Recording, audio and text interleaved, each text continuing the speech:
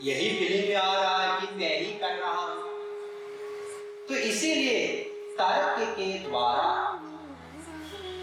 भी यही सिद्ध होता है कि हमारे कर्म के कर्ता हम स्वयं हैं, भगवान नहीं। अच्छा, तो अभी अभी तो शास्त्रों ने कहा था कि भगवान ही करता है, भगवान ही कराते है ना। वेदों ने भी कहा था, गीता में भी कहा था, तुलसीदास जी महाराज भी कह रहे थे रामचरितमानस, ब्रह्मसूत्र भी कह रहा था। देखिए, इन्हीं ग्रंथों में इसकी उल्टी बात भी कही गई है। जिस ब्रह्मसूत्र में कहा गया था प्रातु तच्छुते 2-3-40, उसी ब्रह्मसूत्र में कहा गया है कर्ता शास्त्रार्थवत्वात्। ब्रह्मसूत्र 2-3-33, जीव स्वयं अपना कर्म का करता है। उसी गीता में भगवान कह रहे हैं नादत्ते कस्यचित् पापम न चैवं सुकृतं विभुः। भगवान किसी के द्वारा भी ना तो पाप कर्म कराते हैं, ना तो अच्छा कर्म कराते हैं। उसी रामचरितमानस में तुलसीदास महाराज कह रहे हैं कर्म प्रधान विश्व करी राखा, जो जस करई सो तस फल चाखा। मतलब हम सब कर्म के कर्ता हैं। तो ये दो प्रकार की बातें शास्त्रों में क्यों कही गई? मैंने कल आपको बताया था ना, शास्त्र में परस्पर विरोधी बातें हैं, इसलिए हम शास्त्रों को पढ़ के नहीं समझ सकते।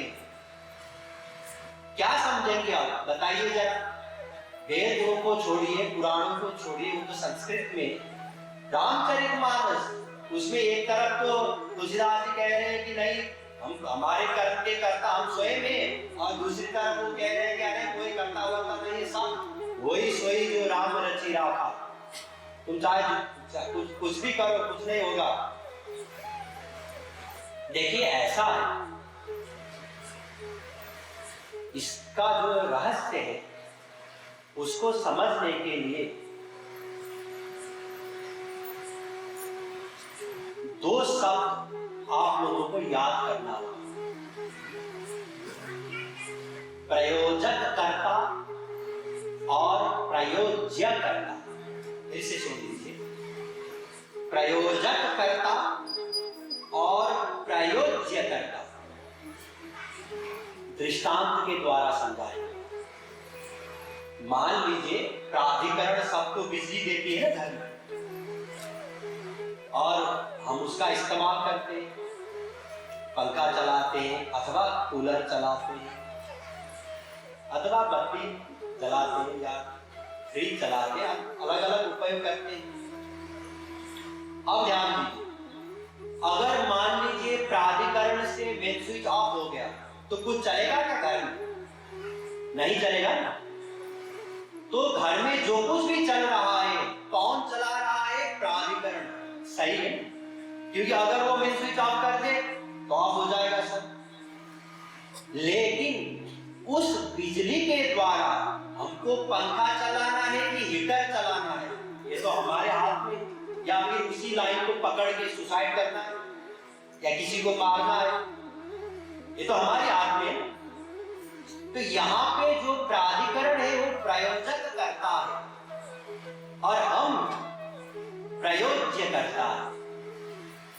मतलब शक्ति दाता हो, जो कर्म करने के लिए जो शक्ति चाहिए वो शक्ति दाता भगवान है, इसलिए वो प्रयोज्य करता है।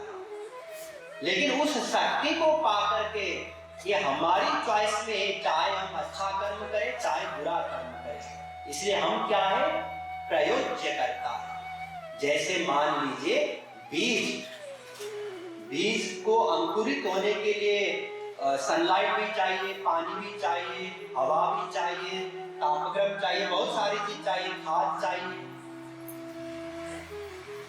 अब अलग अलग बीज सबको एक साथ सनलाइट, सब चीज एक साथ मिलते हुए भी सबसे अलग अलग फल अथवा फूल अंकुरित होते हैं, बढ़ते हैं, फिर अलग अलग फल लगते हैं ना। समझ गए?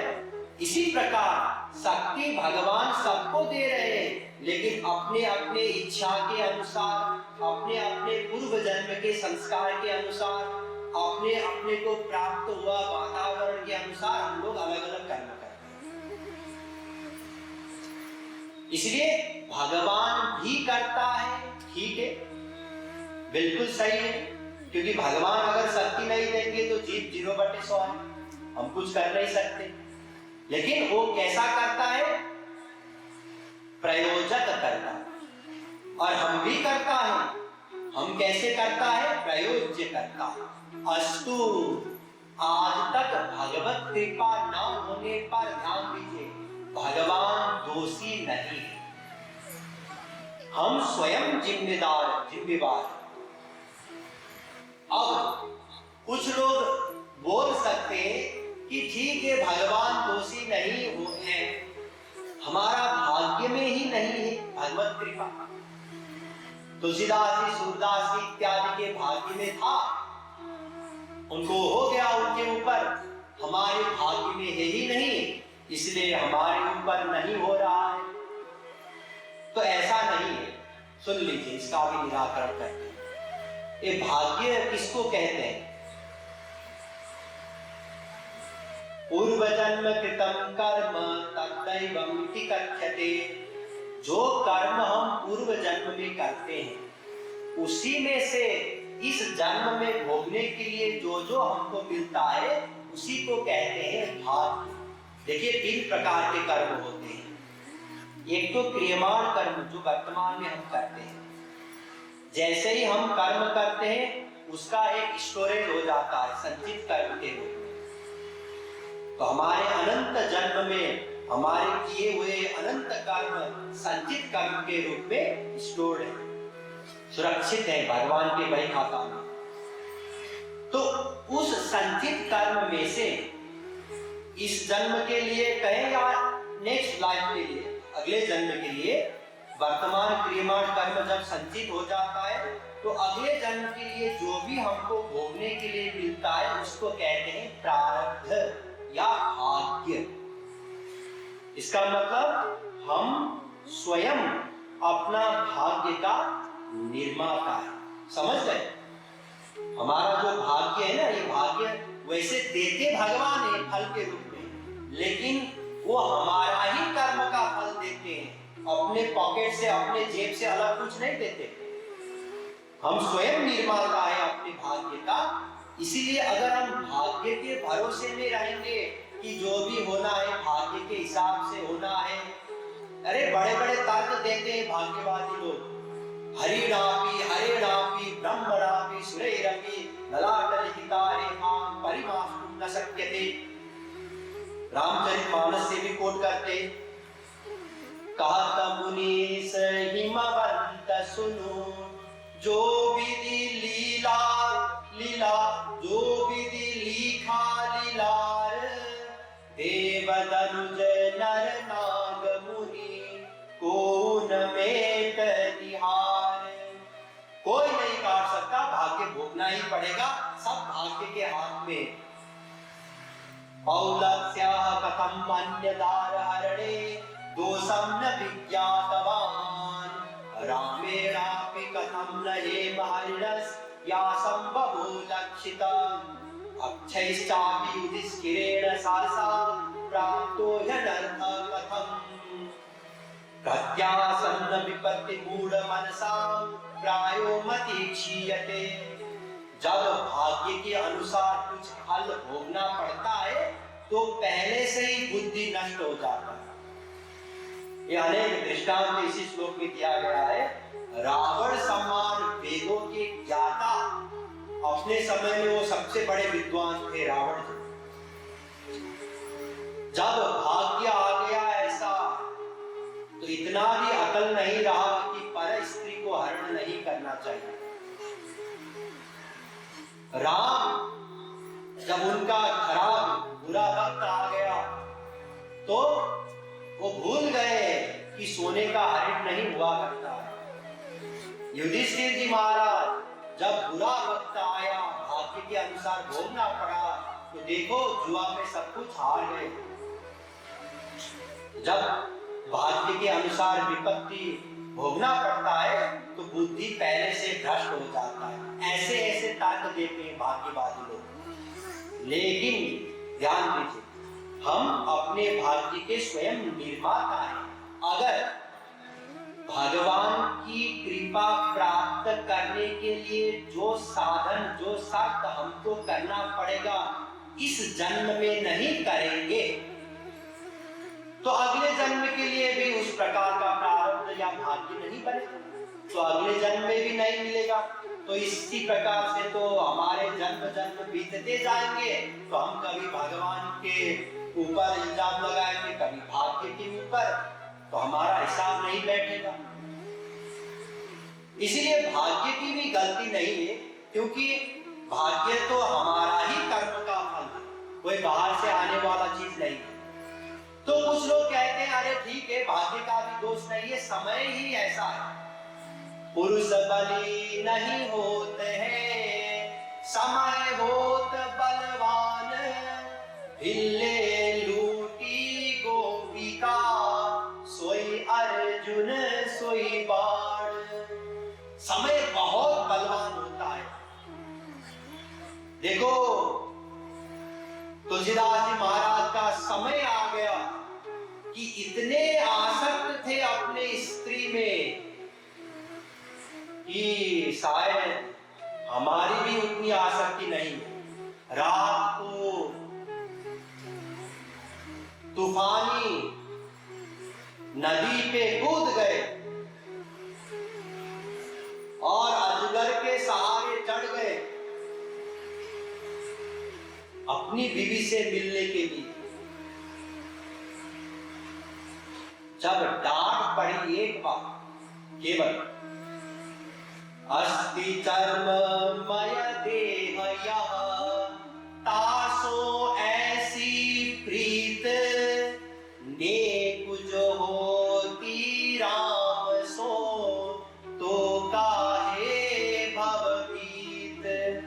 ये जो हाड़ मांस का शरीर है, इस पे इतना प्रेम है आपका। अगर ऐसा ही प्रेम प्रभु राम के प्रति होता तो आप वो यमुना नदी तो क्या भवसागर पार कर जाते। जरा सा डांट मिलने पर अमाउंट टर्न हो गए, भगवान राम मिल गए तुलसीदास जी महाराज को। क्यों? क्योंकि उनका समय आ गया था। वाल्मीकि खूंखार डाकू रत्नाकर, नारद जी गए, नारद जी को बंदी बनाया मारने के लिए। नारद जी ने कहा किसके लिए कर रहे हो ये सब? अपने परिवार के लिए। क्या हुए तुम्हारे इस पाप कर्म को भोगने के लिए तैयार है?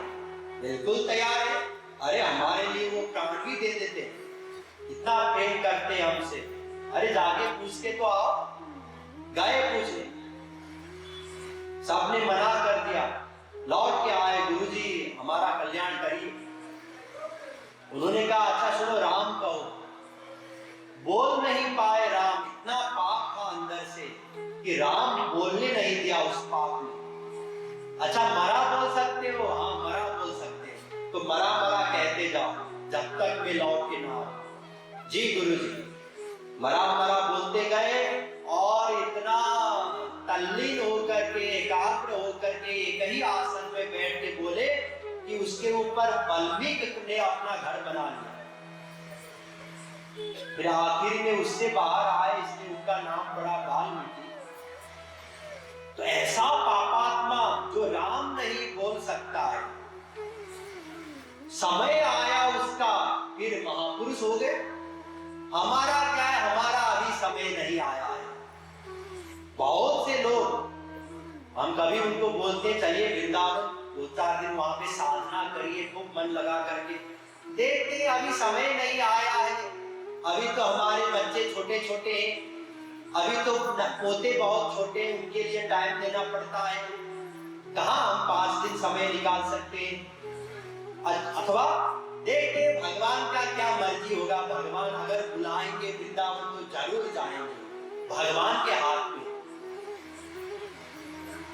तुलसीदास जी महाराज को पता था कि जब लोग सुनेंगे कि भगवान के कृपा के द्वारा ही हम भगवान को जान सकते हैं, तो हम या तो भगवान के ऊपर या भाग्य के ऊपर या समय के ऊपर आरोप लगा करके अकर्मण्य बनेंगे, तो उनको पता था, इसलिए पहले से उन्होंने लिख दिया, जो न करे भव सागर नर समाज अस पाई, सो कृत निंदक मंदमति आत्महन गति जाई, सो परत्र दुख पावई सिर धुनि धुनि पछिताय, काल ही कर्म ही ईश्वर ही मिथ्या दोष लगाई। मिथ्या दोष हम लोग लगा रहे हैं ना भगवान के ऊपर, काल अथवा समय के ऊपर, कर्म अर्थात भाग्य के ऊपर, कि जब भगवान की मर्जी होगी तब भगवान कृपा करेंगे, तब हम भगवान को जानेंगे, अथवा अगर हमारे भाग्य में है तो भगवान हमारे ऊपर कृपा करेंगे, फिर हम भगवान को जानेंगे, अथवा अगर ऐसा समय कभी आए कि हमसे सब चीज अपने आप करा ले, फिर भगवान कृपा कर देंगे, फिर हम भगवान को जानेंगे, फिर भगवान को प्राप्त करेंगे। ये सब मिथ्यारोप है। ना तो भगवान दोषी है, ना भाग्य दोषी है, ना तो समय दोषी है। सुनिए, ऐसे समझ लीजिए, मान लीजिए एक न्यायाधीश ने किसी एक व्यक्ति को फांसी दे दी। फांसी देने वाला कौन है? न्यायाधीश है ना। तो उसने कहा कि अमुक दिन को इतने बजे उसको फांसी पे चढ़ाना। देखिए, उसका जो समय था, क्या वो समय दोषी है क्या? कि इतने तारीख का जो इतना बजे काल है, ये काल ही दोषी है जिसके कारण हम मरने जा रहे हैं? वो तो दोषी नहीं है। क्या न्यायाधीश दोषी है क्या? वो भी नहीं है। दोषी कौन है? उसका अपना ही कर्म दोषी है ना, वो खुद दोषी है ना, क्योंकि उसने ऐसा अपराध किया जिसके लिए उसको फांसी हो गई। दोषी तो स्वयं है। तो इसी प्रकार दोषी हम स्वयं हैं। क्यों? क्योंकि हमने ऐसा कुछ नहीं किया जिसको करने पर भगवान हमारे ऊपर कृपा करते हैं। सुनिए फिर से, भगवान को कृपा प्राप्त करने के लिए, भगवत कृपा प्राप्ति के लिए कुछ ऐसा करना होगा जो हमने आज तक नहीं किया। बाकी बहुत सारी चीज हमने करी, लेकिन वो एक कार्य ऐसा है जिसको करने पर भगवान कृपा कर देते हैं, हमने वही कार्य नहीं किया। क्या नाम है उसका?